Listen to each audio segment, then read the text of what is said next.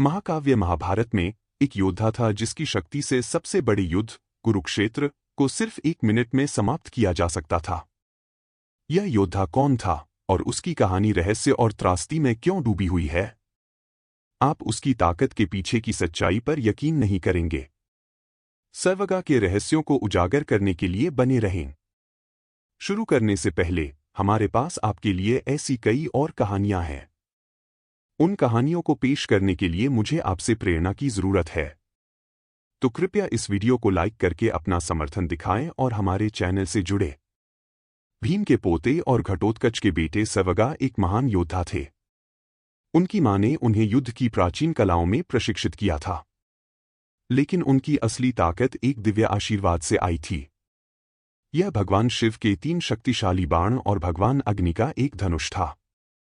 सर्वगा को जो बात सबसे अलग बनाती थी वह थी अपनी शक्ति पर उसका असाधारण विश्वास। मैं महाभारत युद्ध को 1 मिनट में समाप्त कर सकता हूं। आइए देखें कैसे।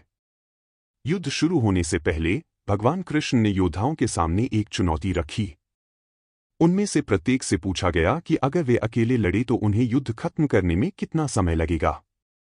भीष्म ने 20 दिन, द्रोणाचार्य ने 25, कर्ण ने 24 और अर्जुन ने 28 दिन बताए। लेकिन जब सर्वगा से यही सवाल पूछा गया तो उसने चौंका देने वाला जवाब दिया, सिर्फ 1 मिनट। सिर्फ 3 बाणों वाला एक युवा योद्धा इतने बड़े युद्ध को इतनी जल्दी खत्म करने का दावा कैसे कर सकता है? सर्वगा ने अपने आत्मविश्वास का राज बताया। 3 असाधारण बाण। पहला बाण उन सभी चीजों को चिन्हित करेगा जिन्हें वह नष्ट करना चाहता था। दूसरा बाण उन सभी चीजों को चिन्हित करेगा जिन्हें वह बचाना चाहता था। तीसरा बाण उन सभी चीजों को नष्ट कर देगा जिन्हें पहले बाण से चिन्हित किया गया था या दूसरे बाण से चिन्हित नहीं किया गया था। एक सच्चा हथियार जो किसी भी युद्ध का रुख बदल सकता है। सर्वगा के दावे के बारे में जानने के लिए उत्सुक भगवान कृष्ण ने ब्राह्मण का वेश धारण किया और उसके पास पहुंचे। सर्वगा के बाणों की शक्ति का परीक्षण करने के लिए कृष्ण ने उससे उस पेड़ के सभी पत्तों को बांधने के लिए कहा जिसके नीचे वह खड़ा था। सर्वगा ने ध्यान किया और पहला बाण चलाया, जिससे सभी पत्ते चिन्हित हो गए। लेकिन उसके बाद जो हुआ उसने कृष्ण को चौंका दिया। कृष्ण के पैर के नीचे एक पत्ता अचिन्हित रह गया। सर्वगा को तुरंत पता चल गया कि कृष्ण के पैर के नीचे कुछ है। कृष्ण ने अपना पैर उठाया और तीर ने उस पत्ते को भी चिन्हित कर दिया। कृष्ण का भय बढ़ गया। यह कोई साधारण शक्ति नहीं थी। कृष्ण ने सर्वाग की शक्ति की पूरी सीमा को महसूस किया और समझ गए कि युद्ध के मैदान में कोई भी सुरक्षित नहीं रहेगा। सर्वाग की जानकारी के बिना भी बाण किसी को भी निशाना बना सकते थे। वह चाहे तो युद्ध के दोनों पक्षों को नष्ट कर सकता था। सर्वाग के बाण इतने शक्तिशाली थे कि वे 5 पांडवों को बाकी दुनिया से अलग कर सकते थे। कृष्ण ने सर्वाग से पूछा कि वह किस पक्ष के लिए लड़ेगा। सर्वाग ने उत्तर दिया कि वह पांडवों के लिए लड़ेगा क्योंकि उनकी संख्या कम है। लेकिन कृष्ण ने सर्वाग की प्रतिज्ञा के विरोधाभास को उजागर किया। चूंकि सर्वाग ने अपनी मां से कमजोर पक्ष के लिए लड़ने का वचन दिया था, इसलिए वह जिस भी पक्ष में जाएगा वह दूसरा पक्ष कमजोर हो जाएगा और संतुलन बिगड़ जाएगा।